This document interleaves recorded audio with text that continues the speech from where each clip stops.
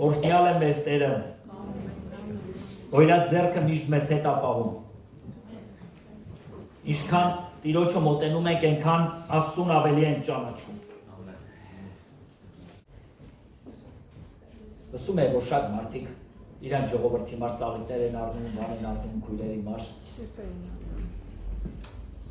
Երևի շատերը մտածել եք հովիվն այսօր ինչ նվերա մեզ անելու։ Առաքինի կնոջ մասին քարոզ են տալու։ Ասեցի լավ, մեր քույրերի լիքը ծաղիկներ նվիրողներ կնեն, սա սպասելու են, որ այսօր ծաղիկ են նվերը ստանալու, բայց սյուրպրիզ։ Մեր եկեղեցում առաքինիկին ճանաչում եք։ Ով։ Եղբայրներ, առաքինիկին ճանաչում եք եկեղեցում։ Չէ, առաքին եմ ասում, առաքինիկին, եղբայրներ, առաքինիկին ով է ճանաչում մեր եկեղեցում։ Ով։ Դու։ Այո, մալադեց։ Այ դուրս եկա։ Ես մտածում եմ, որ սա եղբայրները կասեն իմ կինը։ Տեր օրհնի քեզ Արմեն ջան, հո գրածս չես կարդացել։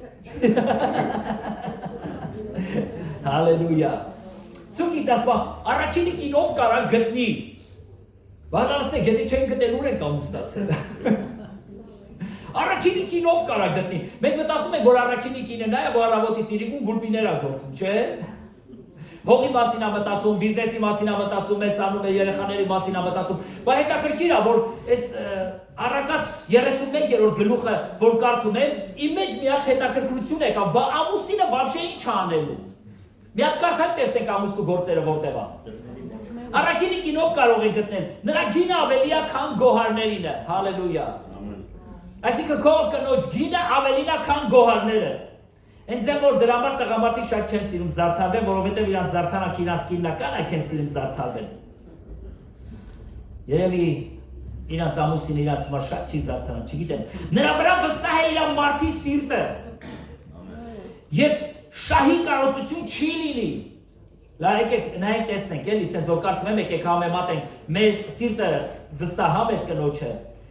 Նա նրան բարիք կհատուցան է և ոչ թե չարիք, իր կյանքի բոլոր օրերում է։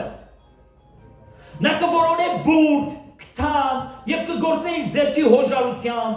Նա վաճառականի նավերին կնմանվի, հեռվից կգա նրա հացը, այսինքն հացից հետ լուծը մակինը։ Նա դեռ գիշերն է վեր կենում և իր տանը կերակուր տալիս և իր աղախիններին բաժին։ Այս ինչ ուժեղ կին է։ Արտի վրա է մտածեմ, նրան ծախուարնեմ, իր ձեռքի արդյունքից է այգի ատնկում, իր մեջքը պնդաստում է զորությունով և զորացնում է իր բազուկները, նա ճաշակում է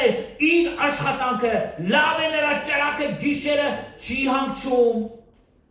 Շատ հետաքրքիր է։ Նա իր ձեռքը մեկնում է իլիկին և իր ափովը ճախարակը բռնում։ Նա իր ձեռքը տարածում է դեպի աղքատը և ձեռքը մեկնում է տնանքին։ Նա չի վախենում ձյունից իր տան համար, որովհետև բոլոր ընտանիքը կրկնահանդերձ է հագած։ Նա ծածկոցներ է շինում իր համար, նրա հանդերձները բեհես և ծիրանի են։ Նրա մարդը հայտնի է դռներում։ Դե կնիկը, որ այդքան բան անի, մարդն էլ հայտնի կնի դռներում։ Նրա մարդը հայտնի է դռներում, երբ որ նստում է երկրի ծերերի հետ, տեսակ մարդի գործը որն է ալնելու։ Որը։ Նստելը, ոնց եմ սիրում ես բառը ստեղ։ Նա կտավ է շինում և ծախում, և գոտի է տալիս վաճառականին, փառք և պատիվ է նրա հանդերձը, և ուրախ է ապագա օրվա համար, նա իր բերանը բանում է իմաստությունով, և նրա լեզվի վրա շնորհալի օրենք կա, նա մտիկ է անում իր տան ընթացքին, և ծույլ չի ուտում հացը, նրա որդիքը կանգնում են և նրան երանի տալիս, նրա մարդը կանգնում է և գովասանում է նրան, շատ աղջիկներ են առաքինություն գործել, բայց դու նրանց ամենիսն է գերազանց եղար, սուտ է վայելչությունը և ունայն է գեղեցկությունը, այն կինը, որ վախենում է Տերիցը, նա կգովվի, տվեք նրան իր ձեռքի արդյունքիցը եւ նրա գործերը կգովեն նրան դռներում է, եթե նրա հեռախոսը նրան չի գովի։ Այս համարները երբ որ կարդում ես, հասկանում ես, այս ինչքան լավն են մեր կանայք, ինչքան շատ բան են անում։ Ու ասում է, մարդու գործն է դրսում ծերերի հետ նստելն է։ Ես այսօրվանից մի լավ հայտնություն ստացա։ Բայց ծերերը Առաքինիկին, ջան։ պապիկները չեն ծերերը։ Այո, ով ասա որ պապիկներն են։ Ես պապիկ եմ։ Բայց մամիկա չգիտի։ Աստվածաշունչը մի սիրուն բան ասում եւ իմ խոսքս հենց այդպես են վերնագրել են։ Առաքինիկին։ Որտեղ կարող ես գտնել առաքինիկին։ Միշտ մարդիկ մտածում են առաքինիկին, մենք մեր ամուսիններս էլ, չէ, մենք մեր կանանց ասում ենք դու առաքինիկին պետք է լնես, հլա առակած 31-րդ գլուխ ամենավերջի գլուխը սկսի կարդալ, լատես առաքինիկին։ Ու բոլորս միշտ առաքինիկին են ուզում, սաղ տղամարդիկ էլ առաքինիկին են ուզում, կանայք էլ համոզված են, լավ առաքինի տղամարդ են ուզում։ Եվ մենք միշտ ուզում ենք։ Եվ Փարթիրոջը ամենախորն ասում է ես գտել եմ առաքինիկին, ես մտածում եմ որ ամեն տղամարդ առաքինիկին արդեն գտել է։ Եթե վստահ է մեր սիրտը, եթե մենք տեսնում ենք մեր կնոջ արասները, մենք Տիրոջը փառք ենք տալիս։ Մենք գալիս ենք ծննդոց գիր։ Ծննդոց գրքի մեջ մի հետաքրքիր բան ենք նկատում, ես մի անգամ եմ էզմիտ ասել, բայց եմ կարծեմ անցած անգամ մարտի 8-ի քարոզելուց վաղն եմ ասել, մենք միշտ կանանց մեղադրում ենք, չէ, որովհետև Եվան խաբվեց։ Եվան ճիշտ չխաբվեց, հետ էլ Ադամին համոզեց, եւ այդ ժամանակ Տերը ինձ մի հայտնություն տվեց, որ եւ Ադամը չէր կարող Եվայի տվածը չուտել, որովհետև իրանք մի մարմին էին։ Եվայի մեջ գտնվում էր Ադամի դրական եւ բացասական կողմերը։ Որովհետև Աստված Եվային վերցրեց Ադամի կողից։ Եվ Ադամը աշկերը բացեց, նայեց Եվային եւ ասեց մարմինա մարմնիցս ոսկորա ոսկորիցս։ Այսինքն ճիշտ ամբողջությամբ կինը Ադամի կարելի ասել կրկնօրինակներ էլի, հա, ասենք լավ ու վատ կողմերով ամբողջությամբ ինքն էր։ Մենք միշտ բողոքում ենք Եվայից, բայց իրականության մեջ այն ինչ կա Եվայի մեջ, դա կա Ադամի մեջ։ Տեսեք մի հետաքրքիր բան էլ սկսեցի նայել, ասում է եւ Տերը մտավ Եդեմի պարտեզ եւ ասեց Ադամ ուրա եւ երկուսն էլ թաքնվեցին։ Ասեք ինչի մեկը չթաքնվեց, երկուսն էլ, որովհետեւ իրանք մի էին, նույն էություն ունեին։ Եվ ասում է, եւ Տերը Ադամին ասեց. «Միթե կերար են պտղից, ասեց, այն կինը, որ դու տվեցիր, միթե կերար են պտղից, ասեց, օձը ինձ խաբեց»։ Տեսնում ենք, որ երկուսն էլ միշտ մեղադրանք ուրիշի վրա գցելու ընդունակություն ունեն։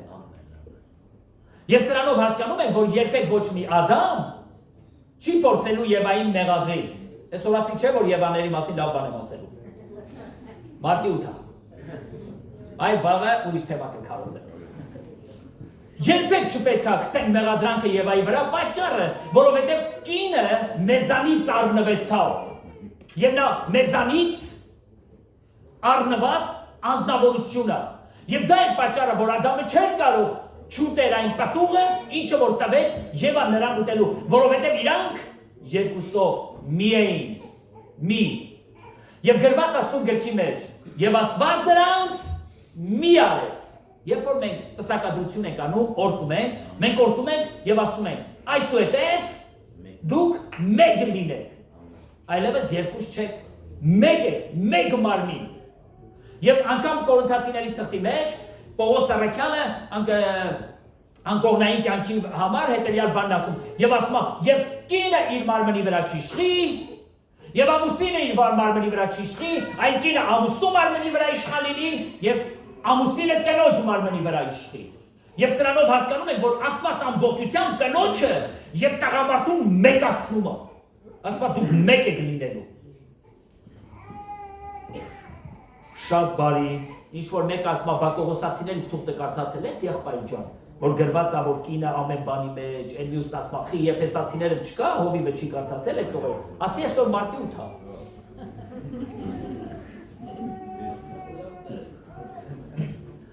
Սուրբ գիրքը սովորացնում ասում է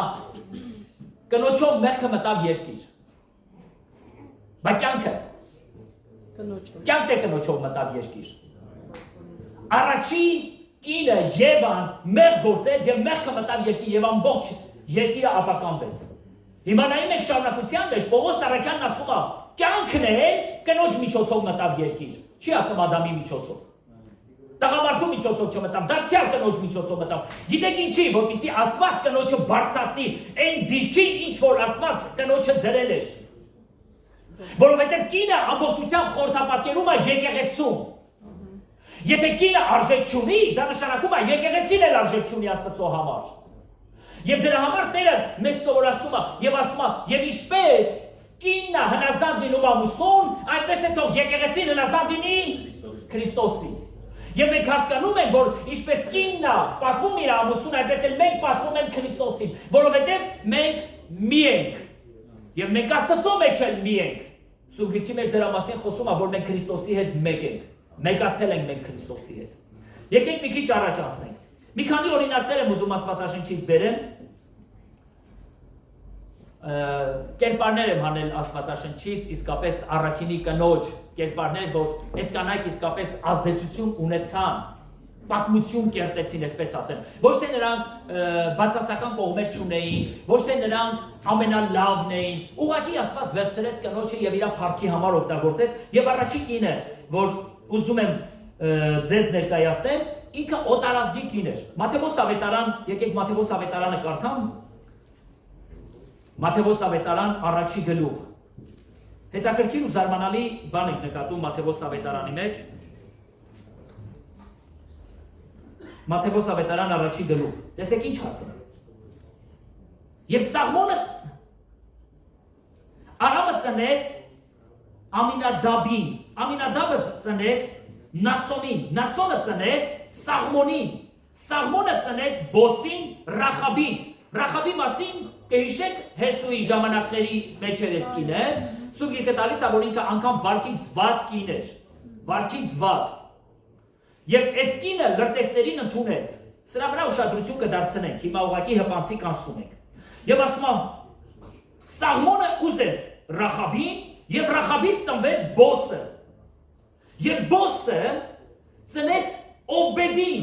Հռութից։ Հռութն էլ էր օտարազգի կին։ Հետաքրքիր է Քրիստոսի ծննդաբանության մեջ եւ այստեղ գնում է Քրիստոսի ծննդաբանությունը։ Քրիստոսի ծննդաբանության մեջ երկու կանանց անուններ է տալիս, երկուսն էլ օտարազգի։ Եթե մենք լինեինք, ծրագրենք, որպեսզի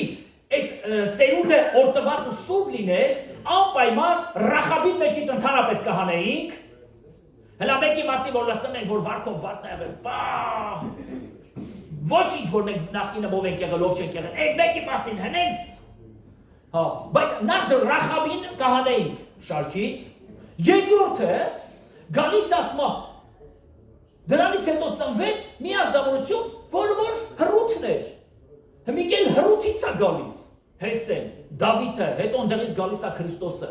Հռութը Մովաբացի, քուրմ, օտար, աստվածներ երկրպագող, քուրմի աղջիկ։ Մենք ընդհանրապես այս ազնվորությանը կջնջեինք այս Հռութին, Աստվածաշնչից։ Բայց հետաքրքիր է, որ Աստված վերցնում է եւ Ռախաբին, վերցնում է եւ Հռութին եւ իր սերնդաբանությունը շարունակվում է։ Վերջում գալիս է ծնվում Քրիստոս։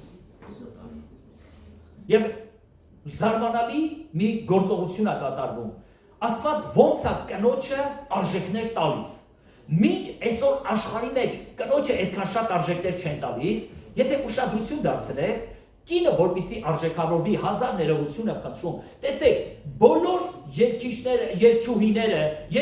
երբ որ երգում են, անպայման պետք է մեկ կանայք պարեն։ Երգչուհիները, երբ որ երգում են, անպայման պետք է մեկ կանա։ Ու մտածում ես, միթե կինը այնքան արժեք չունի, որ իր մեկ մարմնով է ինքը արժեքը ներկայացնելու այս աշխարհի մեջ։ Եվ այնպիսի մի տպավորություն է, որ կնոջը վաբշե չկա արժեք, միայն իր արժեքը իր մերկությունն է լինելու։ Եվ աշխարհը այսօր հենց այդպես է դատում կնոջը։ Ինչքան ուզում է կնոջ հավասարության մասին ճվան, միևնույնն է, այսօր աշխարհը այդպես է դատում։ Դա է պատճառը, որ այսօր թե ֆիլմերի մեջ, թե շոու բիզնեսի մասին էլ ընդհանրապես խոսելու չի, որ անպայման եթե մերկություն, ուրեմն արժեք, եթե մեկը ամոթխած է, պարկեշտա նրա շոու բիզնեսից հանում են, որովհետև նա տեղ չունի, ինքը չի կարող մի տեղ հասնի, այդ բարձր տեղերում հասնի, որովհետև ինքը չի հնազանդվում այն ասածներին, ինչ որ նրան, բայց Աստված կնոջը ուրիշ արժեքներ է տալիս։ Ինքը նմանացնում է կնոջը իր սիրելի եկեղեցու հետ։ Եվ անգամ իր սերնդաբանության մեջ է ընտրում կանայք, որոնք որ վարքից վատ, բայց Աստված վերցնում է այս կանանց այնպիսի ազնվորություններ է դարձնում եւ իր սերնդաբանության մեջ եւ Ռախաբին եւ Հռութին ներգրավում է։ Առաջին ազնվորությունը, որ ուզում եմ ներկայացնել, դա Ռախաբն է։ Սուրբ Գիրքը պատմում է Ռախաբի մասին, ասում է Ռախաբը վարքից վատ մի կին էր։ Եվ ասում է, երբ որ լրտեսները եկան քաղաքը լրտեսելու, Երիքովը պետք է լրտեսեին, այդ ժամանակ հրյա լրտեսներին Ռախաբը պահեց իր տան մեջ։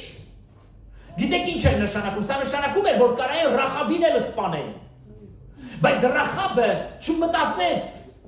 այդ իր սպանելու մասին, նա հավատաց եւ ասեց, որ Աստված երկիրը տվել է իրանց ձեռքը եւ նրանց հետեւյալ բանն ասեց. Ես ձեզ թաքցրեցի եւ խնդրում եմ, որ երբ որ ես գիտեմ, որ Տերը այս քաղաքը ձեր ձեռքն է տվել այս երկիրը, երբ որ գրավեք այս երկիրը, խնդրում եմ իմ ընտանիքին նկատի ունենաք։ Եվ լրտեսները ասում են, որ մի կարմիր շոր տվեցին եւ ասեցին, այս կարմիր շորը կկապես քո պատուհանից, որ երբ որ մտնենք մենք այս երկիր,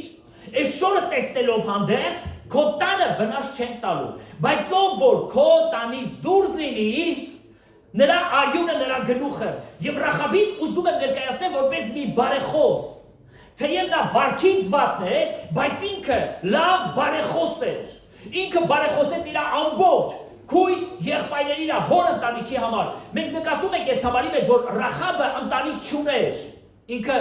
երևի ամուսնացած չէր կամ չգիտեմ միգուցե ամուսնալուծված էր բան, բայց չի խոսում իր երեխաների մասին, չի խոսում իր ամուսնու մասին, խոսում է քույրերի, եղբայրների եւ իր հոր ամբողջ Գերդաստանի մասին, բայց չի խոսում իր սեփական ընտանիքի մասին։ Եվ նկատում ենք, որ Ռախաբը սկսեց իր բոլոր բարեկամներին համոզել, որ մտնեն այդ տուն։ Եկեք մի բան ուշադրություն դարձնենք, վարքից վատ կանանց ով է ուշադրություն դարձնում, որ նրանց ասածներն են լսեն, անգամ իրանց բարեկամները չեն լսի։ Բայց հետաքրքիր է, Ռախաբը ամեն գնով համոզում էր իր ընտանիքի անդամներին, այդ մարդիկ օտար մարդիկ էին, եւ նրանք էլ իրանց երկրի համար կանգնած են, բայց Ռախաբի հավատքը, նրա բարեխոսությունը, նրա համոզելը այնքան համոզիչ էր, որ իր հայրական ողջ Գերդաստանին բերեց հավաքեց իր տուն։ Միգուցե Ռախաբը նաև ազդեցիկ ազնվորություն էր այդ ժամանակների մեջ այդ քաղաքում, չգիտեմ։ Բայց ես ուզում եմ Ռախաբի դրական կողմը հետևյալը ներկայացնեմ, որ Ռախաբը ինքը բարեխոս էր։ Ինչի է այս օրինակը բերված Աստվածաշնչի մեջ, ես ձեզ ավելին ասեմ, եկեղեցին այդպիսին էր, բայց Քրիստոսը ընտրեց եկեղեցուն։ Եկեղեցին սուրբ ու կատարյալ չի։ Եկեղեցին ժամանակ առ ժամանակ դավաճանում է իր տիրոջը, իր փրկչին, բայց Աստված ընտրեց եկեղեցուն։ Երբ որ նայում եք Սուրբ գրքին Օվսեի մարգարեին, Տերը հետևյալ բան ասում է, գնա քեզ համար մի անառակ կին ուզի։ Եվ գրված է Օվսեն մի անառակ կին ուզեց իր համար, եւ բերեց տուն եւ ասեց այլևս անառակություն չանես, եւ երկու անգամ նույն գործողությունը կատարում է Օվսեն։ Անառակ կին ուզում։ Եվ Տերն ասում է, ես ուզում եմ այս ազգին մի բան ասեմ, որ դուք այդպիսին էիք, բայց ես ձեզ ընտրեցի։ Եկեղեցի, ոչ թե մենք սուրբ էինք, որովհետև Տերը մեզ ընտրեց, այլ մենք մեղավոր էինք, Տերը մեզ ընտրեց։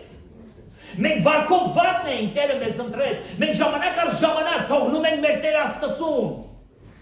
Սխալներ են թույլ տալի մեր կյանքի մեջ, բայց դարձյալ նրա սերը շարունակական է մեր հանդեպ, սիրելի եկեղեցի։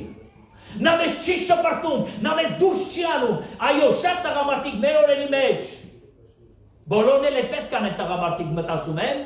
երբ որ կնոջ անառակության կամ ինչ-որ բանի վրա բռնում են, որոշները սպանում են, որոշները դուրս են անում, ինչ-որ մի վատ բան նրանց է, բայց հետաքրքիր է աստվածային սերը մեր հանդեպ ինչքան հզոր է, որ նա մեզ չի շպրտում, նա մեզ դուրս չի անում, նա մեզ մահվան չի դատապարտում, այլ իր եկեղեցու մասին գրված է, սիրելով իրինները մինչև վերջ սիրեց նրանց։ Այնպես չէ, որ այդ ժամանակ սուրբ, ակուրատնի կյանքով եկեղեցին ապրեց, տեսեք, եթե ուսումնասիրեք եկեղեցու պատմությունը կտեսնեք եկեղեցին ինչքան մեծ սխալներ ա թույլ տվել իր ապրած ժամանակների մեջ, այս 2000 տարվա մեջ, Քրիստոսից հետո, բայց դարձյալ Աստծո սերը շարունակական այդ եկեղեցու վրա, եւ սա պատճառը, որ Աստված բերում է այս օրինակը Ռախաբի կյանքից, եւ Քրիստոսը գալիս է Ռախաբի սերնդաբանությունից, եւ հիմա ուզում եմ ձեզ հետևյալ բան ասեմ, թեև Ռախաբը վարքից վատն էր, բայց ինքը գիտեր մարդկանց համոզելու ձևը, գիտեր բարեխոսելու ձևը, նա բարեխոսեց իր ընտանիքի համար, խնդրում եմ ձեզ, խոստացեք, որ ինձ եւ իմ ընտանիքին եկեղեցի Աստված մեզ տվել է այդպիսի օծություն, որ մենք բարեխոսենք մեր եւ մեր ընտանիքների համար։ Եվ Ռախաբը հետևյալն էր ասում. ողորմություն արեք ինձ, իմ հոր տունը, իմ քուրերին ու իմ եղբայրերի եւ իրանց ողջ գերդաստանը, եւ լրտեսները խոստացան եւ ասեցին. մենք ողորմություն կանենք, միայն այս տանից դուրս չգաք։ Եկեղեցին մի հզոր անձնավորություն է, որ եկեղեցին այսօր բարեխոս է հոր եւ մարդկանց մեջ։ Պողոս առաքյալը հետեւյալն ասում է այնպիսի մի իրավիճակ է, որ կարծես մենք մարդկանց համոզում ենք, որ Աստծո հետ հաշտվեն։ Բարեխոսությունը եկեղեցու, որ Աստծո հետ հաշտվենք։ Եվ այն մարդկանց, որոնց որ մենք վկայում ենք, մենք բերում ենք այն տունը, որտեղ որ մենք սնվում ենք, կերակրվում ենք։ Գիտեք, մի բան եմ մտածել, երբ որ մենք մարդկանց վկայում ենք Քրիստոսի մասին, նրանք վերստին ծնունդ են ապրում, եւ մենք նրանց համար հոգ չենք տանում, նրանց եկեղեցի չենք առաջնորդում, նրանց չենք ցույց տալի քրիստոնյաների հավաքատեղին։ Գիտեք, նրանք նման են լինում եղնիկների են նոր ծնված ձագերին, որ անպաշտպան են գազանների մոտ, եւ գազանները հենց այդպիսիներին հոշոտելու համար են։ Բայց երբ որ մենք մարդկանց վկայում ենք եւ նրանց բերում ենք միտեղ, որտեղ որ եկեղեցին է, նրանք այնտեղ պաշտպանված են զգում եւ եկեղեցին պաշտպանում է ցանկացած նոր ծնված գառնուկի։ Եվ դրա համար Ռախաբը համոզում էր իր գերդաստանին, որ մտեք իմ տուն, մտեք, որովհետև Աստված այս երկիրը տվել է Իսրայելի ձեռքը։ Եվ նրանք մտան եւ գրված է, երբ որ եկան Երիքով ամբողջությամբ հիմնահատակ արեցին ու քանդեցին, նրանք Ռախաբի տանը ոչ մեկին ոչ մի ձեռք չդիպցրեցին, որովհետև ուխտ ունեին Ռախաբի հետ արած։ Գիտեք, որ Աստված մեզ հետ ուխտ ունի արած։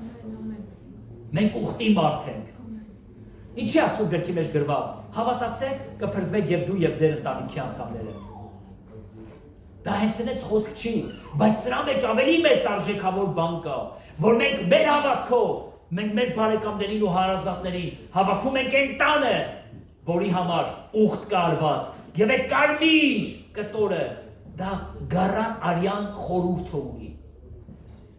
Քրիստոսի եկեղեցու վրա միշտ Քրիստոսի գառի արյունը կա, նա պաշտպանում է իր եկեղեցին։ Մենք երբ որ գալիս ենք Տիրոջ տուն, մենք հասկանում ենք, որ մենք պաշտպանված ենք Քրիստոսի մեջ։ Եկեղեցի, դու կանչված ես բարեխոս լինելու։ Սիրելի քույր, դու կանչված ես բարեխոս լինելու։ Եթե ինձ ասեն առաքինիկին, ես կհասկանամ առաքինիկին, առաջին որակներից մեկը դա բարեխոս լինելն է։ Բարեխոսեք ձեր ամուսինների համար, ում ամուսինները որ դեռևս ապաշխարած չեն։ Բարեխոսեք ձեր բարեկամների համար, բարեխոսեք ձեր հարազատների համար, ձեր քույր եղբայրների, ձեր գերդաստանի համար բարեխոսեք, որովհետև ամենակարող Տերը եկեղեցուն դրել է որպես բարեխոս այս երկրի վրա։ Ոչ թե մեզ դրել է, որ մենք ստեղ ալելույաներ երգենք, այլ Աստված մեզ դրել է, որ այս երկիրը նվաճենք Քրիստոսի համար եւ մարդկանց ձեռքը բերենք դնենք Աստծո ձեռքի մեջ, որ Աստված պահի մեր բարեկամներին ու հարազատներին։ Դուք ասես ամեն։ Եբրայեցիս 11:31-ի մեջ առաքյալը, ես չգիտեմ Պողոսը կամ Ապողոսը, չգիտեմ, որովհետև եբրայեցիներից թղթի հեղինակի անունը գրված չի, թե ով է գրել, բայց խոսում է Ռախաբի ունեցած հավատքի մասին, որ Ռախաբը հավատաց եւ լրտեսներին հավատքով ընդունեց։ Մենք պետք է հավատանք։ Եղբայրներ, մենք էլ պետք է քույրերից այս օրինակը վերցնենք հավատքի։ Մենք պետք է ուժեղ հավատանք այն ձև ոնց որ մեր քույրերն են հավատում։ Եվ շարունակության մեջ նկատում ենք որ ասում է եւ Սաղմոնը ուզեց Ռախաբին։ Պատկացեք Ռախաբի կյանքը ինչքան վատն էր։ Սաղմոնը ինքը հրյա էր։ Եվ հրյաները անհնար էր օտար ազգեր չէին ուզում։ Բայց զարմանալի է որ այս Սաղմոնը ինքը ոչ թե Սողոմոնը, Սաղմոնը, դեռևս Սողոմոնը չի ծնվել։ Եվ Սաղմոնը ուզեց այս Ռախաբին, եւ Ռախաբի կյանքը Աստվածաշունչը ներկայացնում է, որ շատ վատ կյանք էր։ Եվ Սուրբ գրքի մեջ մենք հենց այստեղ հանդիպում ենք եւ տեսնում ենք հետեւյալը։ Եվ Սաղմոնը ծնեց Բոսին Ռախաբից։ Եվ Բոսը, որը խորհրդապատկերումն էր Քրիստոսի։ Ծնեց Բոսին Ռախաբից։ Ինչ հետաքրքիր է, չէ՞ Աստծո գործելավոճը։ Երկրորդ անձնավորությունը, որին ուզում եմ Աստվածաշնչից ներկայացնեմ, դա Հռութն է։ Հռութը Նոեմիի հարցն էր։ Մենք գիտենք, որ սովի պատճառով Նոեմին գնաց Մովաբի երկիր, եւ Մովաբի երկրում մահացավ իր ամուսինը, հետո մահացան իր երկու տղաները, եւ Հռութի մոտ մնացին 3 կանանցով մնացին որբևայրիներ։ Եվ Հռութը, քանի որ մտածում էր իր հարցերի մասին, ասեց. լսեք, իմ արգանդումս այլևս տղա չկա, որ ես ձեզ տամ, որ ձեզ ուզեմ, Նոեմին։ Եվ Նոեմին ասեց. ես ձեզ ազատ եմ արձակում։ Եվ Հռութին ասեց, եւ մյուս հարսին ասեց. ես ձեզ ազատ եմ արձակում։ Գնացեք, ձեզ համար ամուսին գտեք եւ ընտանիք կազմեք։ Եվ գիտենք, որ մի հարսը թողեց ու գնաց։ Երկրորդը, որ Հռութն էր, ինքը Նոեմիին ասեց. ես չեմ գնալու։ Ես ուզում եմ քո Աստվածը իմ Աստվածը լինի, եւ քո երկիրը իմ երկիրը լինի։ Որովհետեւ սիրեց Նոեմիին եւ սիրեց այն Աստծուն, որին որ պատկանում էր Նոեմին։ Եվ Հռութը ամբողջությամբ իր կյանքը վստահեց Նոեմին։ Եվ գրված է, եւ Նոեմին Հռութին վերցրեց եւ եկավ այն երկիրը Հուդա, որտեղ որ ասմատերը իմացավ, որ այցելություն արեն։ Եվ այստեղ ուզում եմ Հռութին ներկայացնել որպես մի հավատարմության տիպաժ։ Հավատարիմ կին, հավատարիմ հարս, իր սկեսուրին։ Մենք կեսուրներով որ հվատվում ենք, չէ՞, մեր հարսերը միշտ ասում ենք դու պետք է Հռութի նման ելնես, չէ՞։ Մենք չենք ասում էլի դու պետք է քու կեսուրին Նոեմի նման դարձնես։ Մենք ուզում ենք մեր հարսերին անպայման Հռութի նման դարձնենք, բայց մենք Նոեմի չլնենք հանկարծ, չէ։ Ոչ մի դեպքում չեմ ասի գնա։ Ոչ, իմ մոտ հանկարծ նրանից ինչքան կապրես։ Ոչ դու պետք է լնես Հռութ, բայց ոչ ես Նոեմի։ Բայց ուզում եմ ես այսօր ավելի շատ ուշադրություն դարձնենք Հռութի վրա։ Հռութը հավատարիմ էր։ Նոեմին իր ազատ արձակեց, լսի աղջիկս, գնա, ասեց չեմ գնալու։ Ես չեմ ուզում գնալ։ Ես ուզում եմ դու լինես ինձ համար որպես մայր։ Քո Աստվածը լինի ինձ համար Աստված, քո երկիրը լինի ինձ համար երկիր։ Ես ուզում եմ պաշտեմ էր Աստծուն, որին որ դու ես պաշտում, որովհետև դու ինձ ստրկության մեջ չես պահում, դու ինձ ազատություն ես ցանկանում, եւ ես ուզում եմ իմ ազատությունս քեզ հետ ապրել։ Մի հարցը թողեց գնաց, բայց երկրորդ հարցի հետ Աստված ամբողջ ապագան սկսեց ձևավորել։ Եվ Հռութը լինելու էր այն ազնվորությունը, որից պետք է գար Քրիստոսը, այդ սերնդաբանությունը։ Հռութը ամբողջությամբ ներկայացնում է որպես հավատարիմ մի անձնավորություն։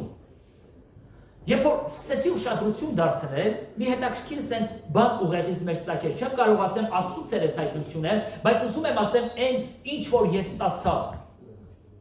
Նոեմի խորհրդապատկերում է եկեղեցուն։ Հռութը խորհրդապատկերում է եկեղեցու անդամին։ Բոսը խորհրդապատկերն է Քրիստոսի։ Այսինքն եկեղեցին միշտ պետք է կարողանա իր Հռութին պահի իր ձեռքերի տակ, սիրի, գուրգուրի, փայփայի, բայց Հռութը պետք է միշտ հավատարիմ մնա իր Նոեմիին։ Նոյեմի կյանքի մեջ շատ դժվարություններ էր եղել, Հռութի կյանքի մեջ էլ էր դժվարություններ եղել, բայց դժվարությունը մարդուն չի ստիպում, որ մարդը դառնա անհավատարիմ։ Շատ մարդիկ դառնում են անհավատարիմ, որովհետև իրավիճակներն են թելադրել։ Իրավիճակներն են թելադրում, եւ մարդը ասում է սրա պատճառով ես դարձա անհավատարիմ ազնվորություն, բայց նայում ենք Հռութի կյանքի մեջ, Հռութը ինքը հավատարիմ ազնվորություն էր։ Հռութ բառը թարգմանաբար նշանակում է ընկեր։ Այսինքն ցանկացած եկեղեցու անդամ ինքը պետք է լինի լավ ընկեր այդ եկեղեցում։ Ցանկացած քույրիկ պետք է լինի լավ հավատարիմ ընկեր, որովհետև երբ որ ես ընկեր եմ, Աստված մտածում է իմ մասին եւ Տերը սկսում է օրհնել ինձ։ Որպես Մարտի 8-ի ասեն թե ինչ, մեր քույրերին մաղթում եմ, որ մեր քույրիկները լինեն հավատարիմ, իրանց ընտանիքներին հավատարիմ, իրանց կողակիցներին հավատարիմ, իրանց բարեկամներին, ընկերներին հավատարիմ, թող հավատարմության կերպարը դու լինես ու քեզանից սովորեն հավատարմություն, քո եկեղեցուն հավատարիմ, քո ազգին հավատարիմ, քո մշակույթին,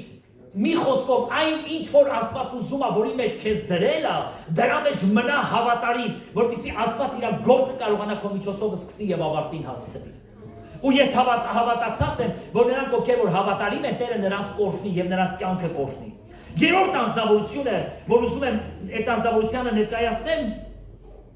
դա Եսթերն էր։ Եսթերի կյանքը անգիր գիտեր։ Նա անգամ որ պատմեմ կամ չպատմեմ, մանավանդ նրանք ովքեր Աստվածաշունչ են կարդում, դուք անգիր գիտեք Եսթերի մասին։ Եսթերը ինքը մի անձնավորություն էր, որը կորցրել էր իր հարազատներին։ Նայեք, ես ներկայացնում եմ այնպիսի կանանց, որոնք որ լուրջ դժվարություն են ապրել իրենց կյանքի մեջ, որոնք անարգված են եղել, որոնք մերժված են եղել, որոնք թողնված են եղել, բայց Աստված այս մարդկանց վերցրել է ու իր փառքի համար օգտագործել։ Եթե այս նույն բաներից կա քո կյանքի մեջ, ուզում եմ ես քեզ մի բան ասեմ, որ Աստված չի նայում քով լինելու, դու կին ես թե տղամարդ ես, նա վերցնում է քեզ եւ իր թագավորությունը ձևավորում է քո միջոցով։ Կարևորը, որ դու կարողանաս մնաս իր կոչման մեջ։ Եվ երրորդ անձնավորությունը դա Եսթերն էր։ Սուրբ Գիրքը տալիս է, որ Եսթերը չուներ հայր, մայր, քույր, եղբայր, ընդհանրապես հարազատ մեկը չուներ, բացի Մուրդքեն, իր հորեղբոր տղան։ Միայն մի հատ Մուրդք կար, ոչ մի հարազատ չուներ, ամբողջությամբ եկեք նայենք Եսթերի կյանքը, Եսթերը որբություն էր ապրում։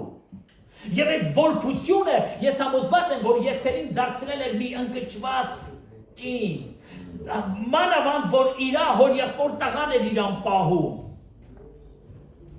Անգամ ինչ էր, որ իրան կարողանա հասկանա։ Եվ այս Եսթերը մեծանում էր Մուրդքեի տանը։ Եվ եկավ ժամանակներ եւ ասում է, եւ թագավորը իր կնոջը վտարեց արքունիկից եւ իր համար մի նոր կին պետքա բերեր։ Կույս մի աղջիկ, որը պետքա լիներ թագավորի կինը։ Եվ հետաքրքիր է Մուրդքեն Եսթերի խորհուրդ տվեց եւ ասեց. ոչ ոքու չասես քո ազգությունը թե ով ես դու։ Եվ ինքը հայտնվեց Եսթերը թագավորի պալատում եւ Սուրբ Գիրքը տալիս է, որ թագավորը Եսթերին ընտրեց որպես իր համար մի կին։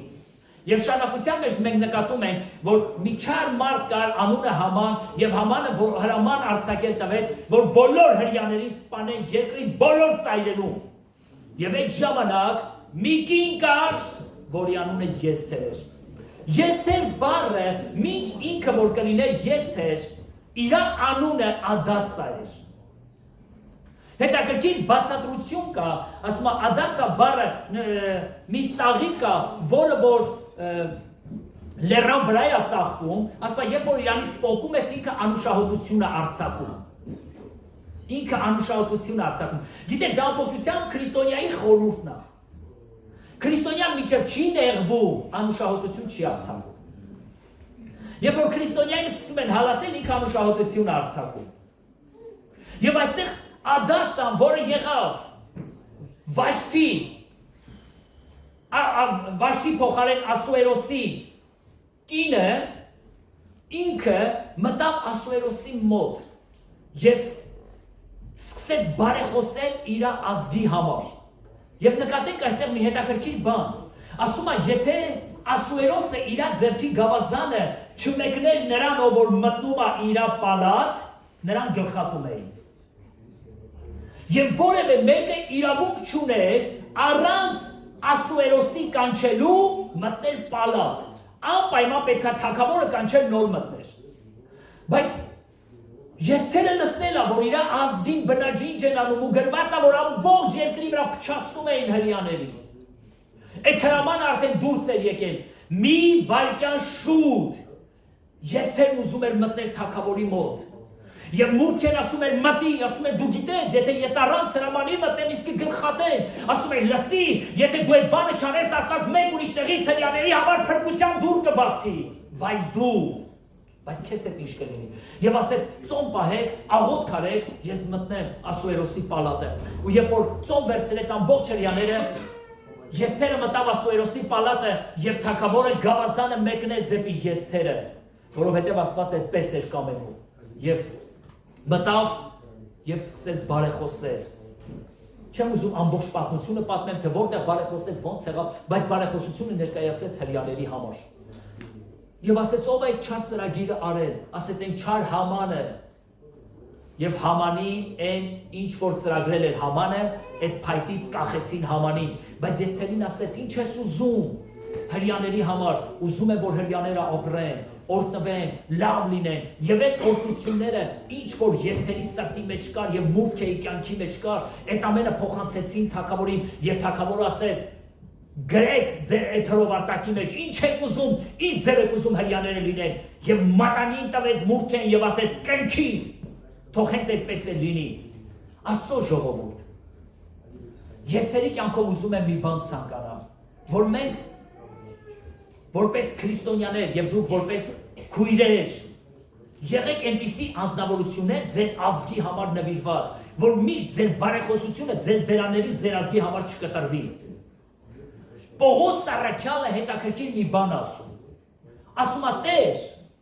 եթե հրեաները չեն փրկվելու իմ անունը կյանքի գրքից ջնջիր կա մեկը որ կար այդ աղոթք անի ես վախենում եմ արել անկեղծ եմ ասում ես վախենում եմ արել այսինքն նշանակում է Պողոսը այնքան էր մեռած իր համար իր անձի համար որ ասում է եթե հրեաները չեն փրկվելու իմ անունը կյանքի գրքից ջնջի նույն նախադասությունը ասում է Մովսեսը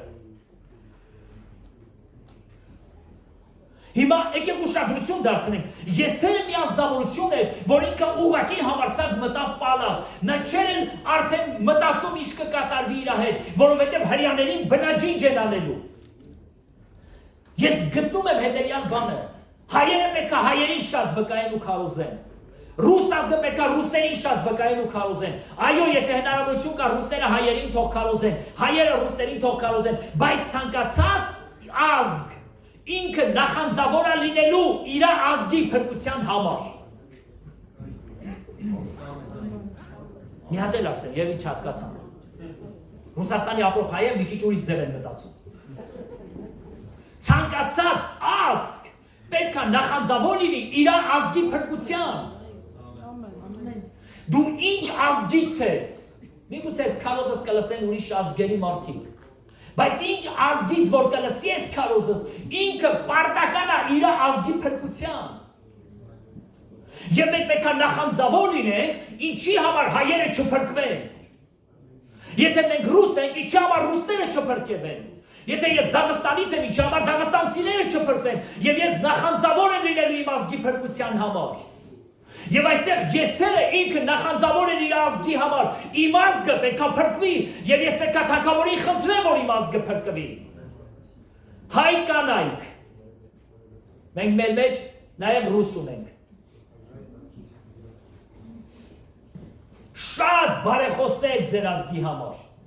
Խնդրեք Աստված ողորմություն ալես չար օրերի մեջ։ Խնդրեք թող Տերը իր զորավոր ձեռքը մեկնի մեր ազգի վրա։ Մարդիկ կան որոնք օրդության պատճառ են ազգերին եւ իրան կերտում են ապագան իրանց ազգերի համար։ Մարդիկ կան ընդհակառակը անեծքի պատճառ են, Կանայք կան օրդության պատճառ են իրանց ընտանիքների համար, կանայք կան, որոնք անեծքի պատճառ են իրանց ընտանիքների համար։ Երբ որ կարդում ենք Սուրբ Գիրքը, ասում է Համանը եկավ իր տուն եւ իր ընտանիքի անդամներին պատմեց այն ինչ որ կատարվել էր արքունիքում։ Եվ ասում արքունիքում կատարվածը Hamanին հետեւյալ բանը ասես կինը։ Ասես լսի, մի հատ փայտ սարքի, այդ մուրքերին այդ փայտից կախի։ Այդ դա լավ կլինի։ Հենց այդ արեցիր, այդ հրյաներից կպրծնես։ Բայց այս չար կինը իր չար հրահանգով կամ առաջարկով իր ամուսնու համար մահվան փայտ սարքեց։ Այն փայտը, որը որ Համանի կինը սարքեց, այդ նույն փայտից կախվեց չար Համանը։ Կանայք կան, որոնք կարանորդության պատճառ լինեն իրանց ընտանիքի անդամներին, իրանց ամուսիններին, իրանց երեխաներին։ Մենք մեր օրերի մեջ էլ մենք պետք է պատճառ լինենք մեր ընտանիքների օրդությանը։ Ինչով կարա կինը օրդության պատճառ լինի իր ընտանիքին։ Եկեք հենց այդպես լինենք։ Եկեք մենք մտածենք մեր ընտանիքի մասին։ Կյանք ամեն ինչը լավ է, բայց պետք է այն ընտիշ թանգանոց բանը առնեմ։ Փող չունեմ, վարկ վերցրու առնելու ենք։ Սաղ ունեն, ես չունեմ։ Քու քարոզը շատ լավն էր, բայց այս հարցը պետք է լուծենք մեր տանը։ Սուգիրտ ասում է իմաստուն կինը իր տունը կշինի, բայց հիմար կինը իր տունը կքանդի։ Բայց ես ումից եմ վատ որ չունենամ, բայց դու ումից ես լավ որ ունենաս։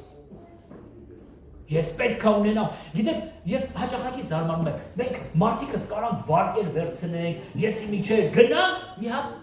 զարդ ու զիբիլ առնենք, մեզ ցույց տալու համար։ Եվ գիտեք հետո ինչ անենք, մեր մարդկանց առավոտից քշեր, գուլպի գործել տանք, այն առակած 31-ը։ Առաքինի տղամարդ։ Առաքինի տղամարդ սարքենք։ Որպեսզի կարողանան մեր վարկերը, մեր ծախսերը, մեր ամեն ինչերը, առաքինի կինը պետք է ձևը լինի։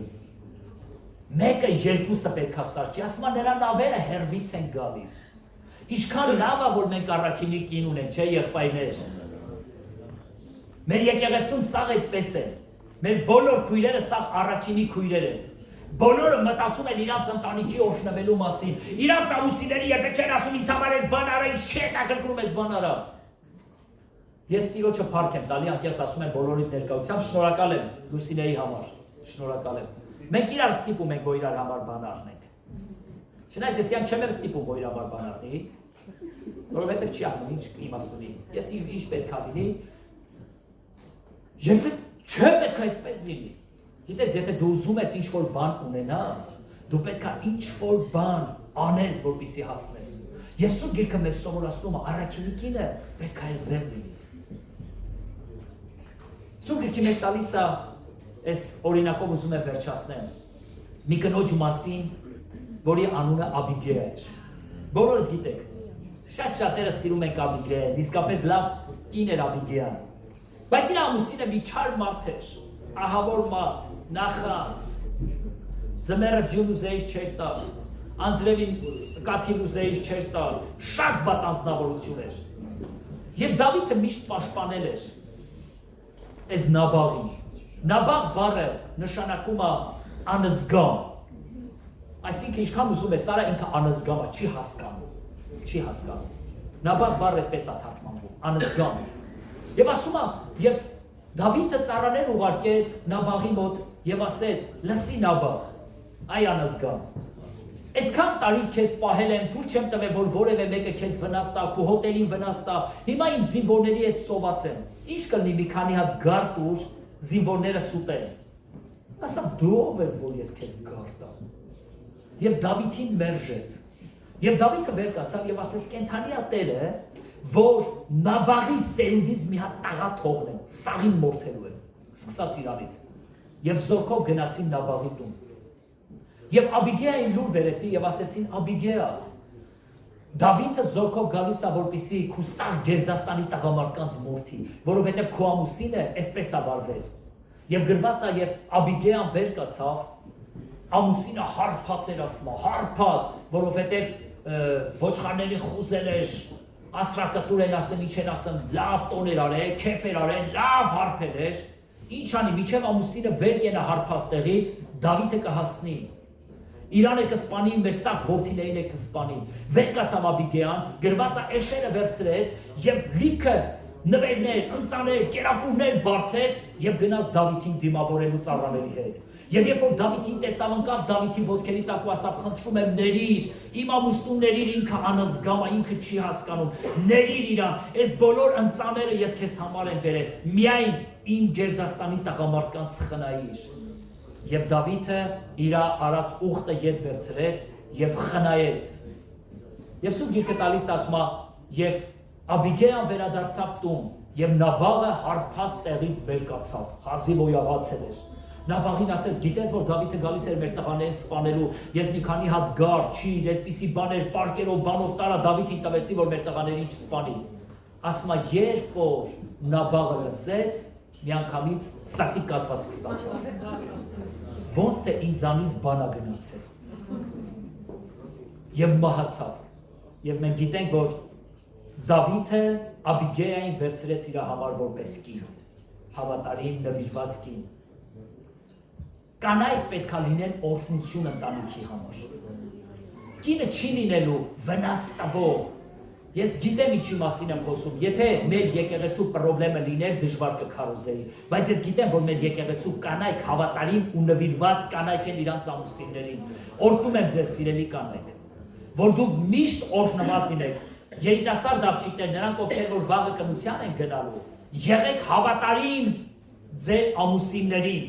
ձեր ընտանիքներին, միշտ տնաշեն եղեք, օրհնության պատճառ եղեք ձեր ամբողջ սերունդներին, թող ազգերը ձեզանով օրհնվեն, թող ձեր ընտանիքները ձեզանով լավը զգան։ Աստվածաշունչը մեզ դա է սովորացնում։ Ուզում եմ վերջի հարցը տամ ձեզ։ Առաքինի կին որտեղ կարող ենք գտնել։ Այո, մեր եկեղեցում լիքը առաքինի կանայք կան։ Երբ որ ուրիշ եկեղեցուց գան, այս եկեղեցուց աղջիկ տանելու, մի քիչ մտածելու ենք, տանք թե չտանք, որովհետև մերը բոլորը առաքինի է։ Բայց տանք հեսա կարանք բերենք եկեղեցան։ Կարանք, եթե լավ տղա։ Եթե լավ տղա լինի կբերենք։ Հա ջան։ Նա բախչնի բերենք։ Բոսը լինի։ Դավիթը լինի, Տեր օրհնի ձեզ։ Այս անգամ թույլ տվեք ասեմ, քույրեր ջան, Տեր օրհնի ձեզ։ Հետո եղբայրներ ջան, օրհնված եղեք ձեր քույրերով, ձեր կանանցով, մեր քույրերով։ Ինչքան լավ է, որ մեր եկեղեցում բոլոր քույրերը լավն են։ Անկեղծ եմ ասում, ես շատ օրհնված եմ, ձեզ շատ եմ սիրում։ Ձևական բաներ չեմ ասում, ես ուրիշ հովիվների նման չեմ, որ դավանեմ։ Ես չեմ դավանում։ Ես ասում եմ այն, ինչ որ կա։ Ես իսկապես սիրում եմ մեր եկեղեցու քույրերին, որովհետև մեր եկեղեցու քույրերը իրանք առաքինի քույրեր են։ Ու իրանք կարողանում են իրանց ամուսինների պատիվը միշտ բարձր պահել։ Նրանց գլուխը միշտ բարձր է պահում։ Եվ ձեր ամուսինները երբեք դրսում գլուխները չեն կախում։ Նրանք միշտ ծերերի մեջ են նստում, որովհետև նայում են նրանց հագնվածքը։ Ես այս օրինակը բերել եմ, բայց նորից բերելու եմ։ Ես միտեղ հովություն էի անում։ Եվ այդ եկեղեցում մի գեղեցիկ սիմպաթիչնի տղա կար, շատ սիրուն էր հագնում։ Մեր մեջի ամենասիրուն հագնվողներից մեկը ինքն էր։ Միշտ սիրուն սիմպաթիչնի հագնում էր ու գալիս էր եկեղեցի։ Իր կինը հագնվում էր էլի, հագնվում էր։ Մասերը սովորականի նման էր։ Պարտադիր չի Վարշավ իրանոց գնալ։ Լավա, լավա։ Պարտադիր չի յաուները սարքել։ Այն դելա սարքել։ Լավա, կոսմետիկա, լավա, լավա։ Ու մի անգամ ես եղբորն ասեցի, անկեղծ կարամ մի հատ բան ասեմ, ասա հովիվ ջան, ասի երբ որ քեզ եմ տեսնում, ես քու կնոջն եմ տեսնում, բայց երբ որ կնոջդ եմ տեսնում, լրիվ քեզ եմ տեսնում,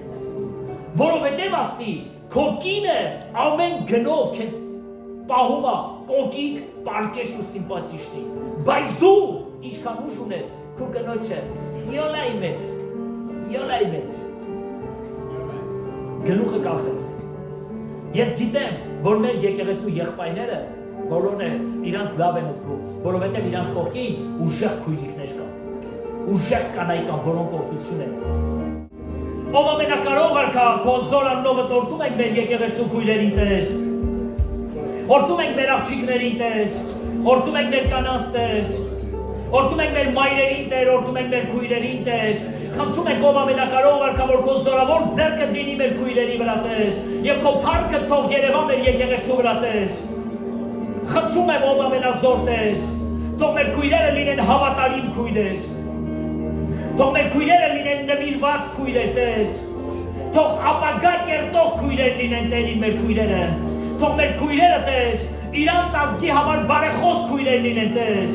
թող բարեխոսեն իրենց ընտանիքների համար Տեր, անկախ ամեն ինչը Տեր ով է եղել, այսօր խնդրում եմ որ մեր քույրերին զորավոր եւ ազդեցիկ քույրեր սարքես Տեր, որ մեր քույրերի սերնդաբանությունից Տեր հզոր մարդիկ ծնվեն, որոնք կփոխեն այս երկիրը Տեր, որոնք այս աշխարհի համար փրկության պատճառ կլինեն Տեր,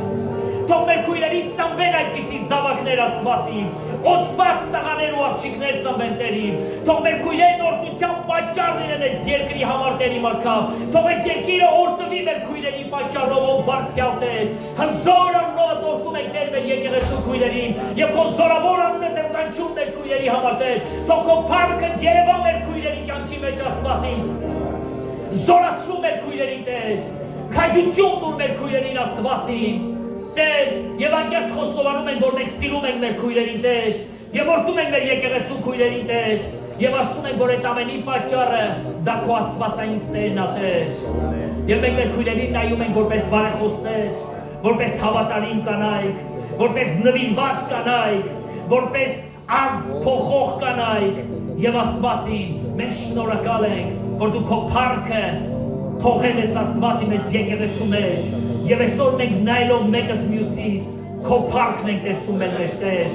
նաեւ իմ աղոթքս ու բարեխոսությունը սա Տեր, իմ քույրերիս ընտանիքների համար, իրանց վշտերի համար, իրանց նեղությունների համար Տեր,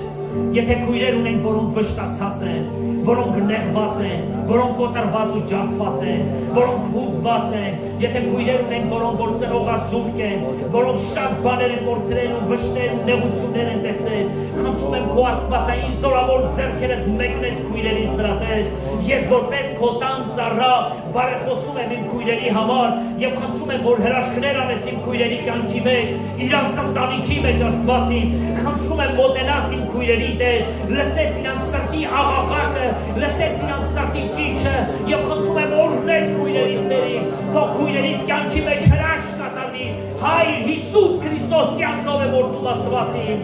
քույրերիս Տեր, թող անունդ փառավորվի Տեր Հավիտյանս հավիտենից